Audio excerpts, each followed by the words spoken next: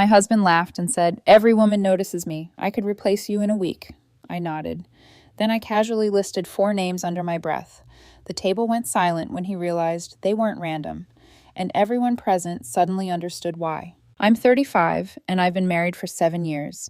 We have a decent life, nice house, stable jobs, the kind of routine that most people would call comfortable. But somewhere along the way, my wife started believing her own hype.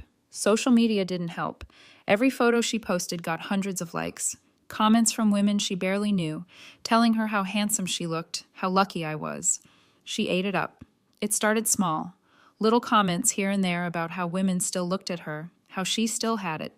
I'd brush it off, laugh along, because what else do you do? But over the past year, it escalated.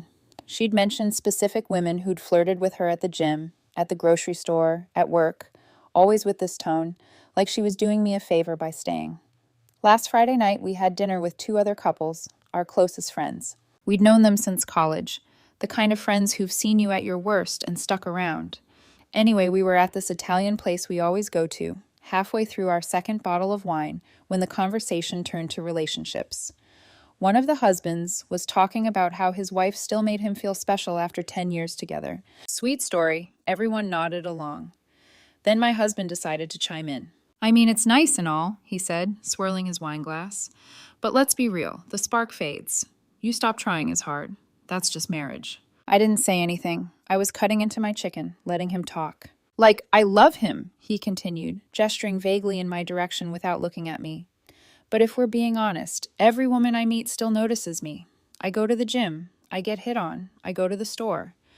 Women offer to help me reach things I can perfectly reach myself." Our friends exchanged glances, the kind of uncomfortable looks people make when someone's saying too much.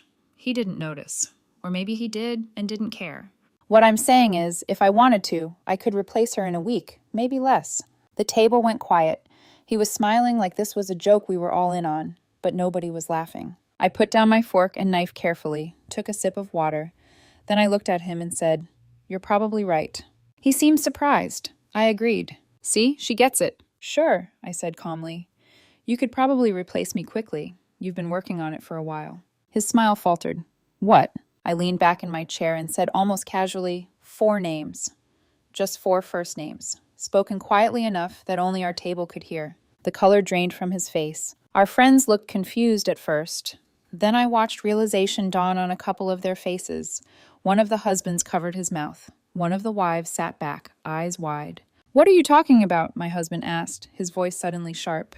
"Those are the names," I said evenly, "of the women you've been messaging, the ones you've been meeting for coffee, the ones you think I don't know about." The silence at that table was deafening.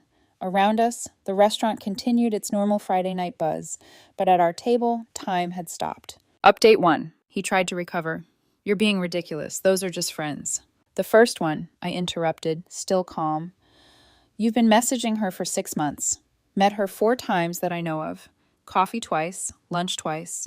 You told me you were meeting your brother one of those times. I can have female friends. The second one works at your gym. You've been texting her at night after I go to bed. I've seen the notifications." His hands were shaking now. Our friends were frozen, not knowing whether to leave or stay. "The third one is your coworker, the one you said was just helping you with a project. You've stayed late at the office 6 times in the past month. I called your office on one of those nights. They said you'd left 2 hours earlier." "This is insane," he said, but his voice had no conviction. "The fourth one," I said and paused. This was the one that hurt most. "Is my sister." One of our friends actually gasped. My husband's face went from white to red. "Nothing happened with any of them," he said quickly. "We just talked. That's it." "Maybe," I said, "maybe nothing physical happened. But you know what did happen? You spent 7 months building escape routes, testing the waters, seeing who'd be interested when you decided you were done with me. And you were stupid enough to do it all on devices and accounts I could access. You went through my phone." He was trying to turn this around. "Make me the bad guy." "I pay for the phone plan," I said. "I can see every number you text. I can see the times, the frequency, and when your behavior changed. When you started staying up late, when you started going to the gym twice a day, when you started dressing nicer for work. Yeah, I checked." Our friends were all staring at him now. The judgment was palpable. "So, when you say you could replace me in a week," I continued, "you're not wrong. You've been auditioning replacements for months. The only difference is now everyone at this table knows it. He stood up abruptly, his chair scraping against the floor. I'm not doing this here. Where do you want to do it? I asked. At home, in front of a lawyer? You pick. He grabbed his jacket and walked out, just left me sitting there with our friends and an untouched plate of pasta. One of the wives spoke first. I'm so sorry. Did you know? I asked. Any of you? They all shook their heads. One of the husbands looked sick. I can't believe he'd do that, especially with your sister. Yeah, I said. That one surprised me too. And I meant it. Finding out about the other's hurt. Finding out about my sister had broken something fundamental. I stayed at the restaurant, finished my meal. Actually, our friends stayed with me, nobody quite knowing what to say. When we finally left, they offered to let me stay at their place. I declined. This was my house too. If anyone was leaving, it wasn't going to be me.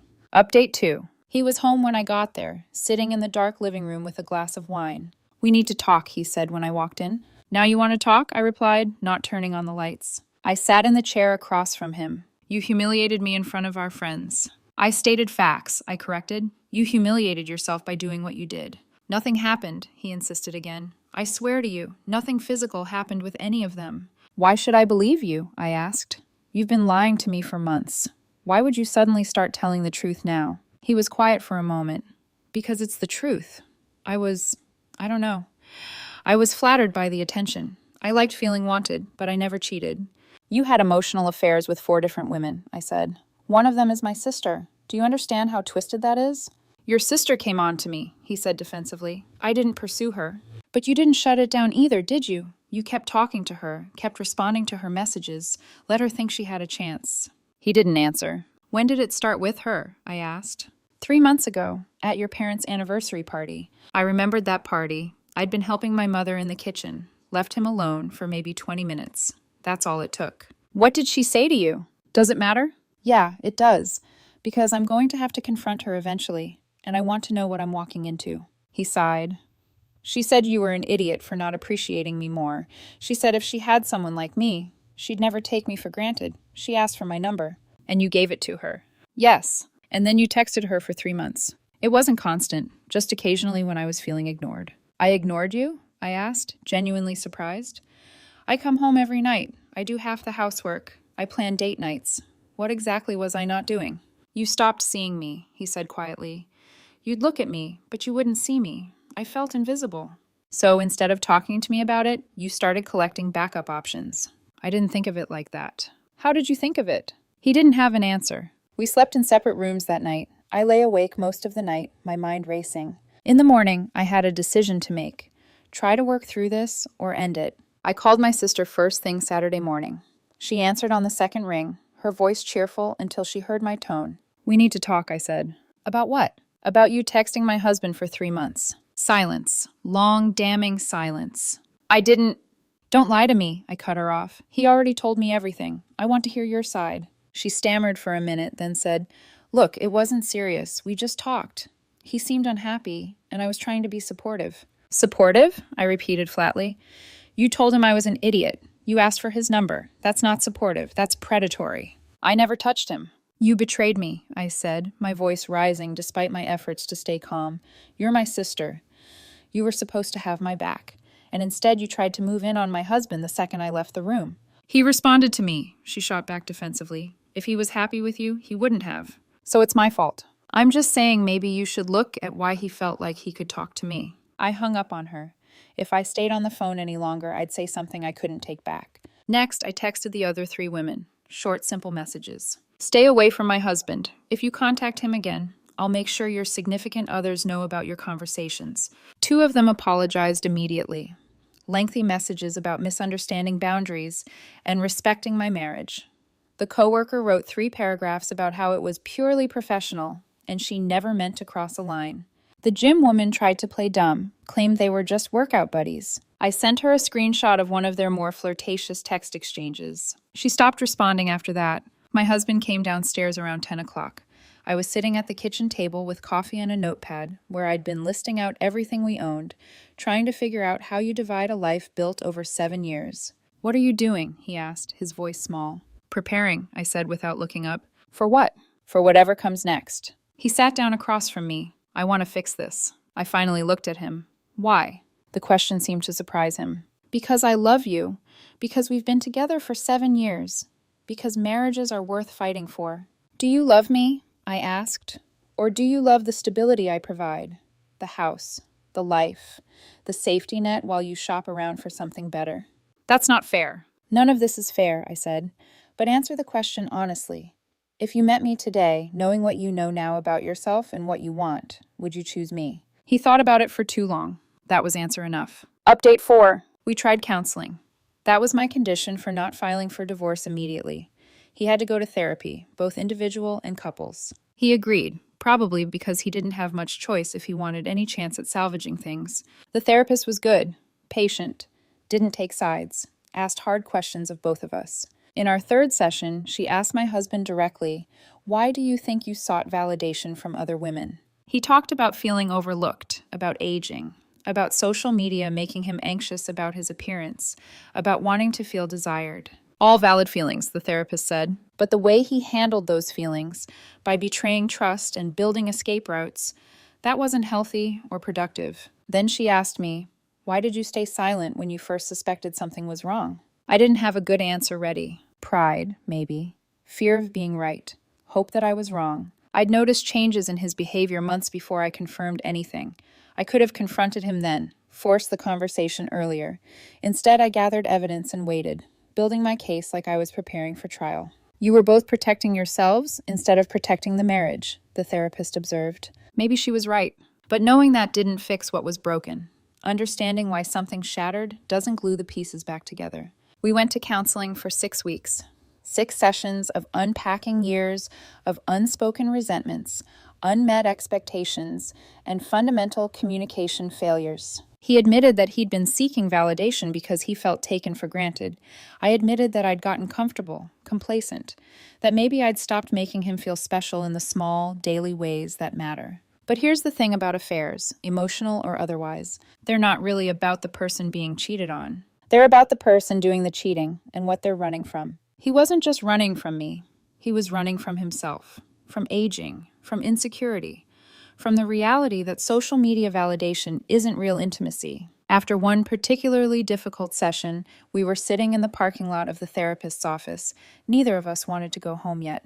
"I don't know if I can do this," he said quietly. "The therapy?" I asked. "Any of it. Being married to someone who knows what I did, who looks at me and sees a cheater." "You're the one who wanted to fix it," I reminded him. "I know. But every time you look at me, I can see it in your eyes. You don't trust me. You probably never will again, and I don't know if I can live with someone who's constantly waiting for me to mess up again." "So what are you saying? Maybe we got married too young. Maybe we've grown into different people. Maybe this is just over." I sat with that for a moment. "You want out?" "I think we both do," he said. "We're just too scared to admit it." He wasn't wrong. The marriage had been dying for longer than either of us wanted to acknowledge. The affairs were just the symptom, not the disease. Final update. The divorce was finalized 4 months ago. The process was surprisingly smooth once we both admitted it was over. He got some furniture, half our savings, his car. I kept the house, my car, my dignity. Fair trade, honestly. He moved out within 2 weeks of us deciding to separate. Stayed with a friend initially, then got his own apartment across town. We divided everything methodically, almost businesslike. There was no screaming, no fighting over possessions. We'd already done all our fighting in that restaurant and in the weeks that followed. My sister and I don't speak anymore. My parents tried to mediate, hosting a family dinner where they hoped we'd work it out. I showed up, she showed up, we sat at opposite ends of the table and barely made eye contact. Some betrayals don't have expiration dates. Maybe someday we'll work through it, but I'm not holding my breath. She sent me a long message a month after the divorce was final, apologizing and explaining that she was going through her own relationship issues and made bad choices. I read it once, then archived it without responding. Maybe someday I'll find it in me to forgive her. Maybe not. Either way, the relationship we had is gone. I'm doing better than I expected. Therapy helped. I kept going even after the divorce was finalized. Worked through a lot of things about myself, about what I overlooked, about why I stayed quiet so long. I'm not blaming myself for his choices, but I'm owning my own patterns and mistakes. The house feels different now, quieter, emptier, but also more honest somehow. I rearranged furniture, painted a couple rooms, made it feel like mine instead of ours. Small acts of reclaiming space. I've been on a few dates, nothing serious. Turns out starting over at 35 after a divorce is weird. Everyone has baggage. Everyone's cautious. Everyone's been burned before. But it's also freeing in a way. No illusions, no assumptions. Just people trying to figure out if they fit together, one coffee date at a time. The friends who were at that dinner are still my friends. Closer now, actually. They've been protective of me, checking in regularly, including me in their plans. I'm the single friend now, which is a weird adjustment, but it beats sitting home alone dwelling on what went wrong. I heard through mutual friends that my ex-husband is seeing someone, the gym woman, as I suspected. They moved in together recently. I hope it works out for them. I genuinely do. Not because I'm particularly magnanimous, but because I want his choices to have meant something. I want him to have found whatever he was looking for when he blew up our marriage. Sometimes I think about that moment at the restaurant, how he said he could replace me in a week, and I just calmly listed those 4 names. The look on his face, the silence at the table. It wasn't my finest moment. Public humiliation rarely is. But it was honest. And maybe that's what our marriage lacked most. Honest moments where we said the hard truths instead of letting them fester. He taught me something valuable, though he probably didn't mean to. People will always show you who they are if you're paying attention. I spent months ignoring signs, explaining away behavior, giving him the benefit of the doubt. I won't make that mistake again. Trust but verify isn't cynicism. It's self-preservation. Would I do anything differently? Maybe confront him earlier when I first suspected. Maybe push for harder conversations when things started feeling off. But maybe not. Maybe this was the only way it could have ended. And trying to rewrite history is just a way of avoiding the present. Life goes on. That's the thing nobody tells you about divorce. It feels apocalyptic when you're in it, like your entire world is ending. But then one day you wake up and realize you're okay. Different, sure. Changed, definitely. Scarred, absolutely. But okay. And okay is enough to build on. I'm not bitter anymore. I was for a while. Bitter and angry and hurt. But those feelings fade when you stop feeding them. Now I just feel free. Free from pretending. Free from a relationship that had been dying for longer than either of us wanted to admit. Free to figure out who I am outside of being someone's wife. The house is quiet tonight. I'm sitting on my back porch with a beer, watching the sunset. And for the first time in months, I feel something close to peace. Not happiness, not yet. But peace. And that's a start.